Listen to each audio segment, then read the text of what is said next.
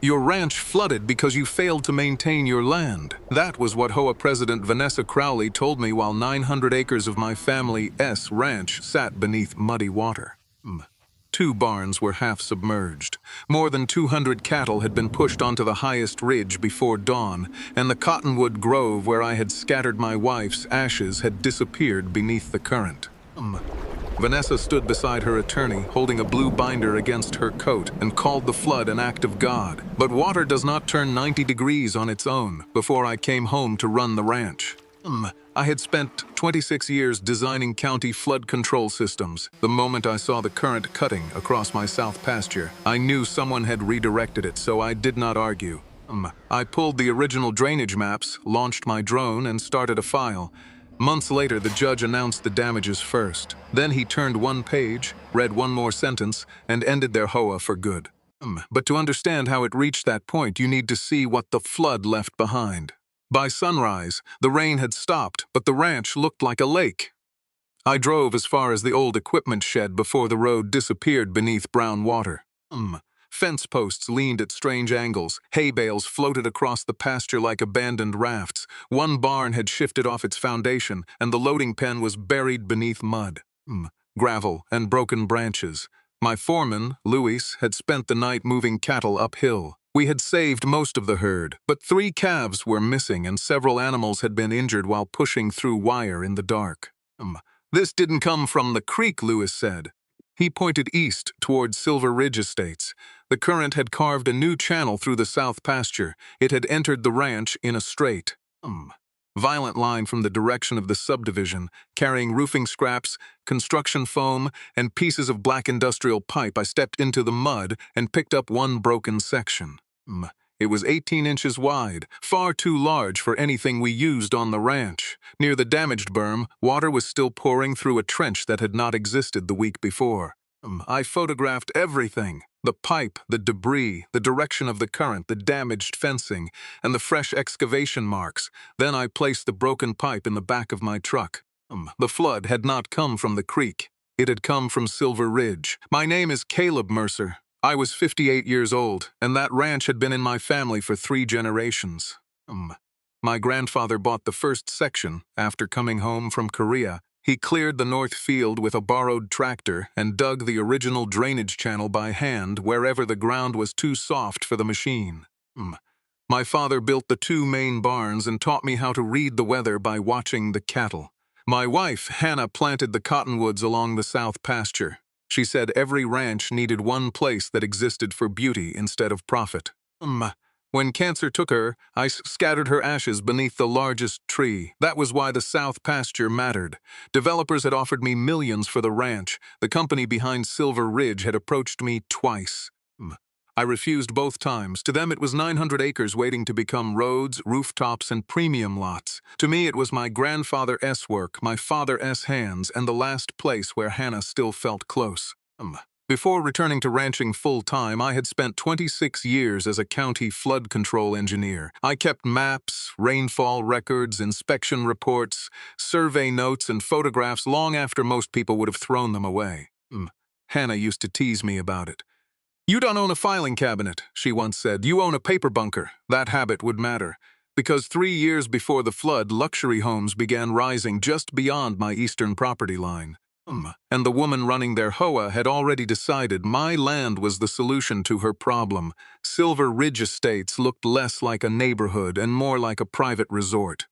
47 luxury homes sat along the eastern ridge, each one built high enough to overlook my pasture. Most sold for between $1.5 and $3 million. The development had stone entrances, decorative ponds, private security, and an HOA that treated every rule like state law. Vanessa Crowley became board president before the final homes were finished. She drove a white SUV, wore expensive boots even in the mud, and carried the same blue binder everywhere she went. She talked constantly about community safety, property values, stormwater compliance, and neighborhood character. The first time she came to my ranch, she brought the developer and a civil contractor. They wanted to purchase a strip of my south pasture for what Vanessa called an emergency drainage corridor. The proposed route would have cut directly through the cattle pens across the old berm and past Hannes cottonwoods. I told them no. The developer increased the offer twice. I still refused. Vanessa closed her binder and looked across the pasture as though the decision had already been made. Development does to stop because one rancher refuses to cooperate, she said. I reminded her that Silver Ridge ended at the property fence. She smiled. Water doesn't recognize property lines. At the time, I thought it was arrogance. Later, I understood. It was a warning. A few weeks after that conversation, I found bright orange survey stakes nearly 40 feet inside my land. 3 men wearing contractor vests were measuring the distance between my berm and the Silver Ridge access road. I walked down to the stakes before they finished setting up their equipment. The foreman introduced himself as Dale Rourke. He said Ridgeline Civil had been hired to complete emergency stormwater improvements for Silver Ridge. On whose property? I asked. He glanced at the fence, then at the orange stakes already planted well inside my boundary. We were told the county approved access. I asked to see the permit. Dale pulled a folded photocopy from his truck. The document carried a county logo, an engineering seal, and a signature authorizing excavation along the south berm. It looked official from 10 feet away. Up close, it did not. The numbering format was wrong. The county had stopped using that seal 3 years earlier, and the signature belonged to Martin Hale, an engineer who had retired before Silver Ridge submitted its final drainage plan. Then Vanessa S. White's SUV rolled onto my access road. She stepped out with her blue binder and accused me of delaying work designed to protect 47 families. This is an emergency safety project, she said. You don't get to interfere. I held up my phone and photographed the permit. Then I photographed every worker, every vehicle, every survey stake, and the location of the proposed excavation. I did not threaten anyone. I did not touch their equipment. I simply told them they were standing on private property without verified authorization. That evening, I emailed the county engineering office and attached the permit. Their reply arrived. The next morning, the county had approved no drainage project at Silver Ridge, and the document Vanessa had shown me did not exist in their system by the time I reached the south berm. The survey crew was gone, so was 60 feet of earth. A fresh cut had been carved through the old flood barrier my grandfather had built and my father had reinforced. 3 black culvert pipes, each wider than a truck tire, had been buried beneath a new gravel service road. Every pipe pointed downhill into my pasture. I called the county sheriff's office and filed a trespass report. Then I called Vanessa. She denied authorizing any excavation.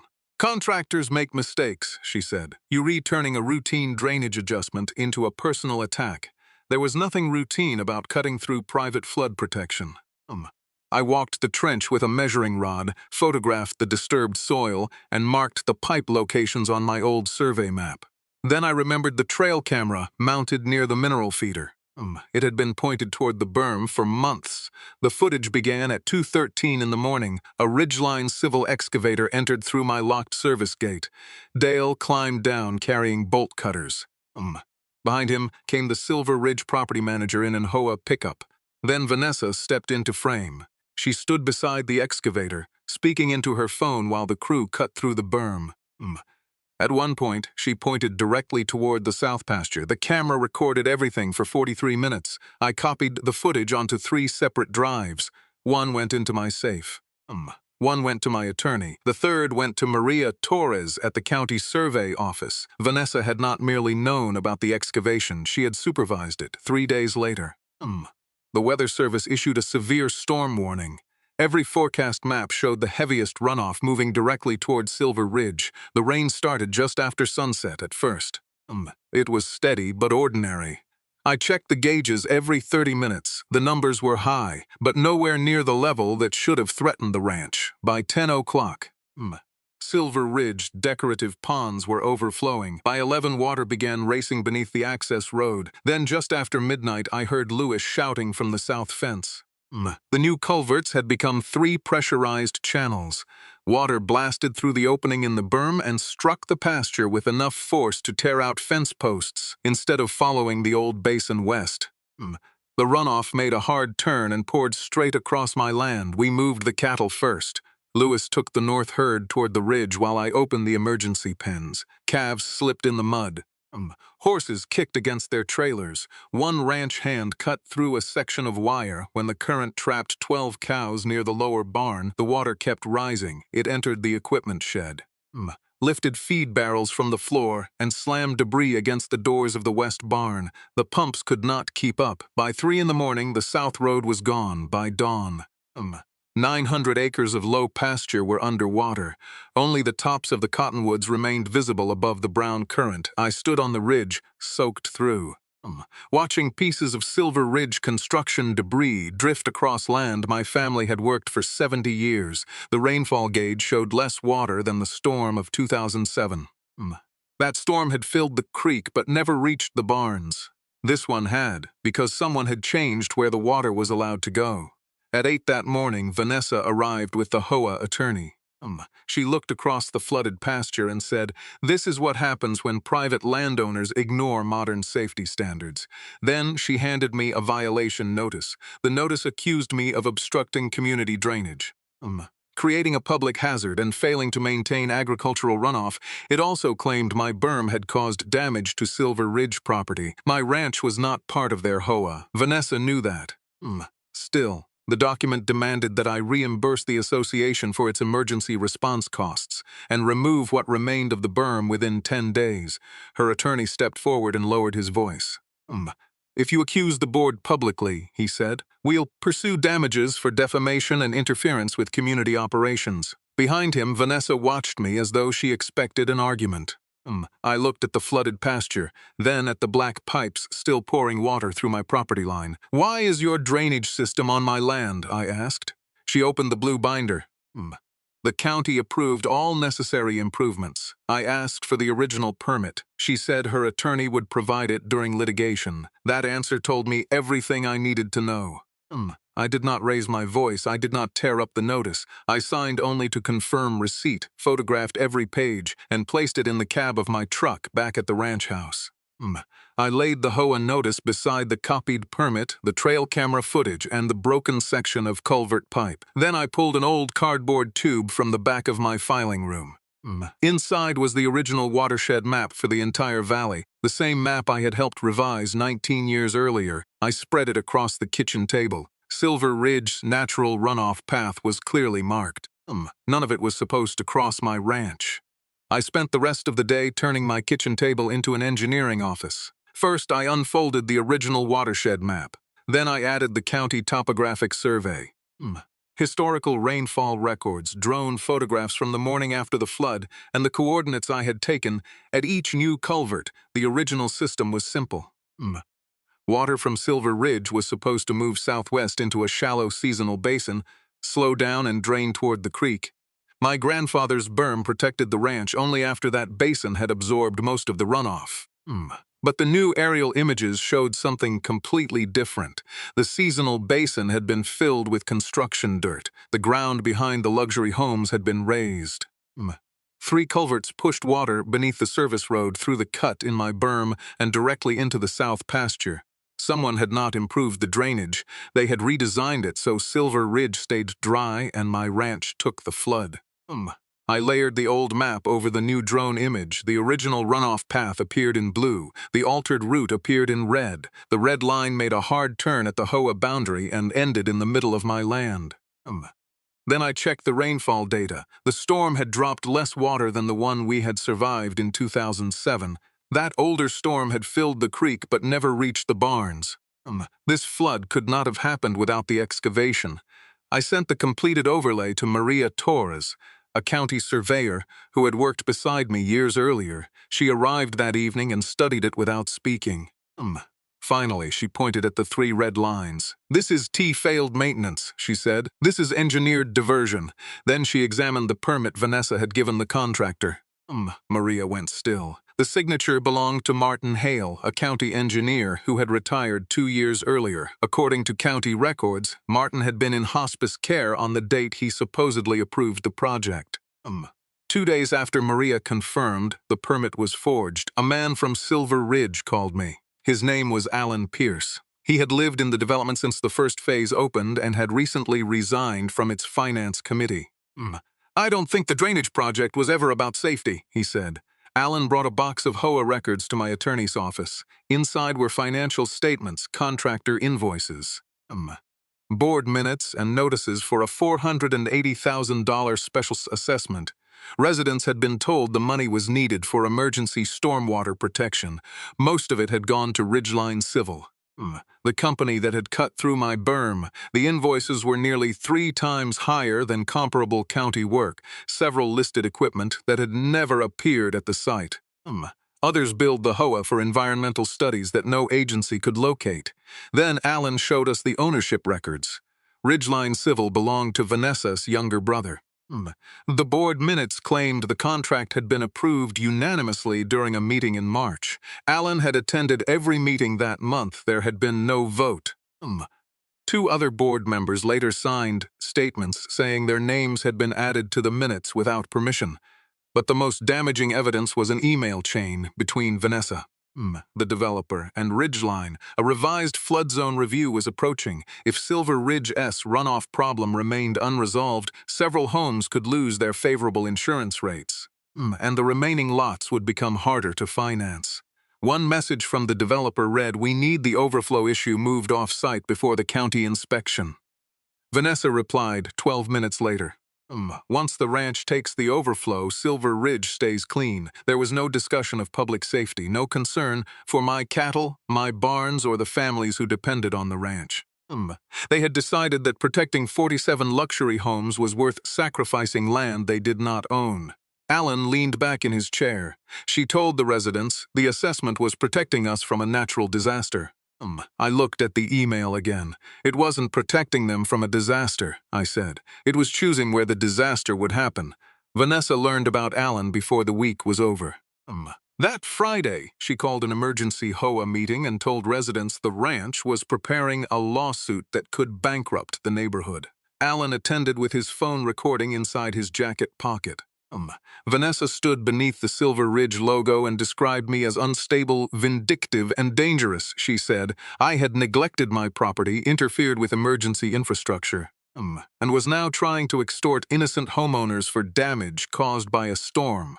Then she asked the board to approve a resolution confirming that the drainage project had been authorized months earlier.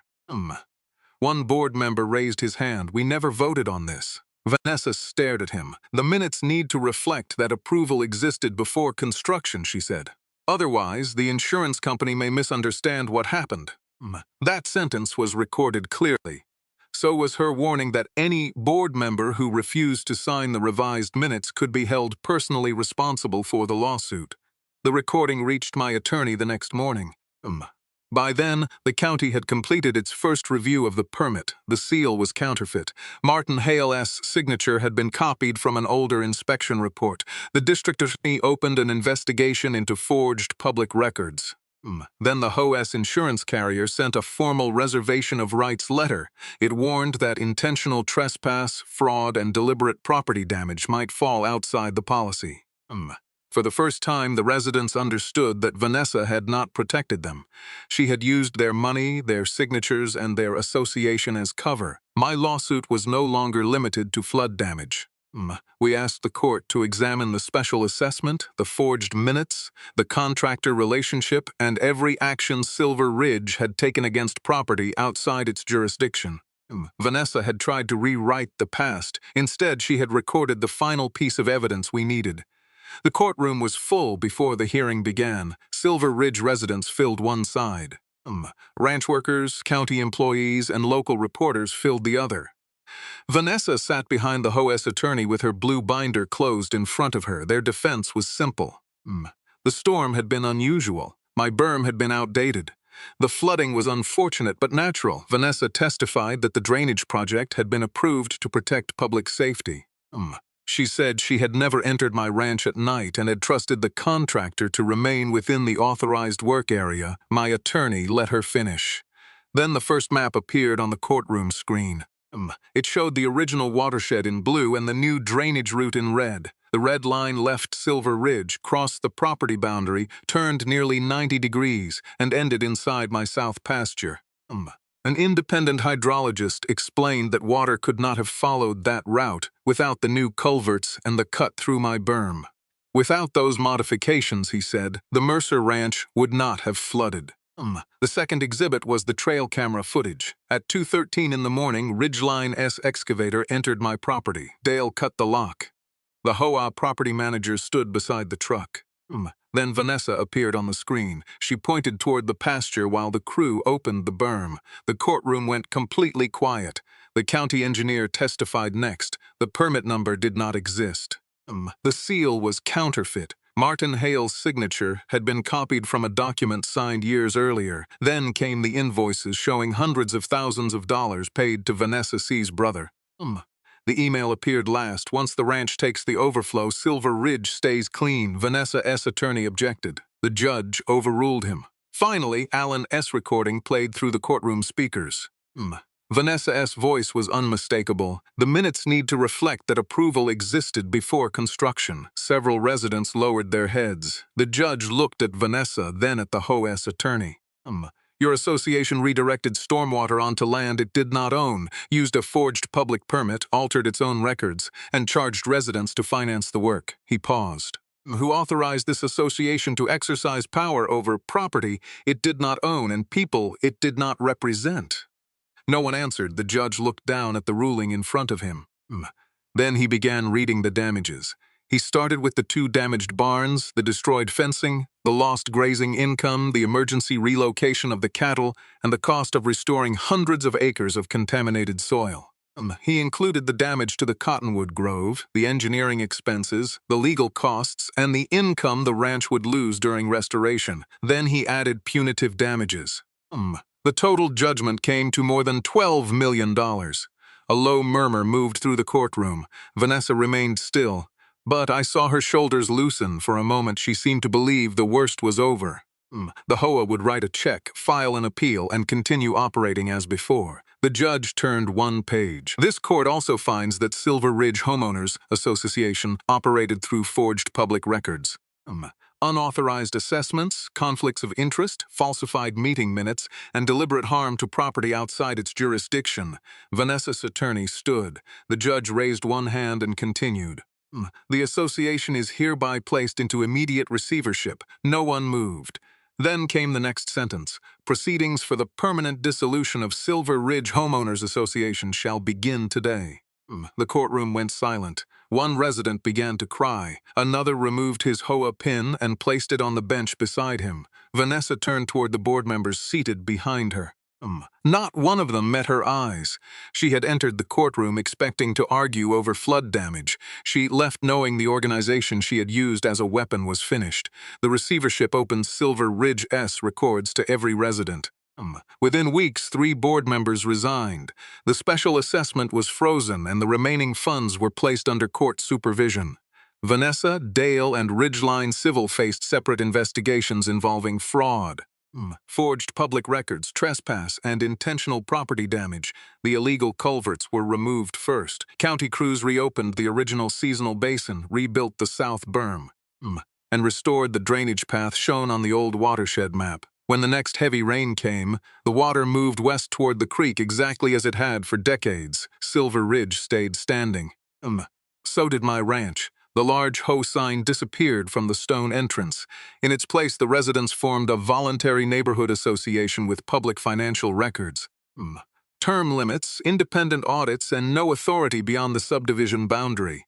I used part of the judgment to repair the barns, restore the pasture, and cover the losses suffered by the 6 families who worked beside me. The original cottonwoods could not be saved, so my daughter and granddaughter helped me plant a new row in the same place. Months later, I stood beside those young trees and watched clean water move through the creek below. Vanessa thought a flood could erase a property line. Instead, it exposed every line she had crossed. A clipboard can make someone feel powerful, but it cannot rewrite a deed, move a boundary, or survive the truth forever.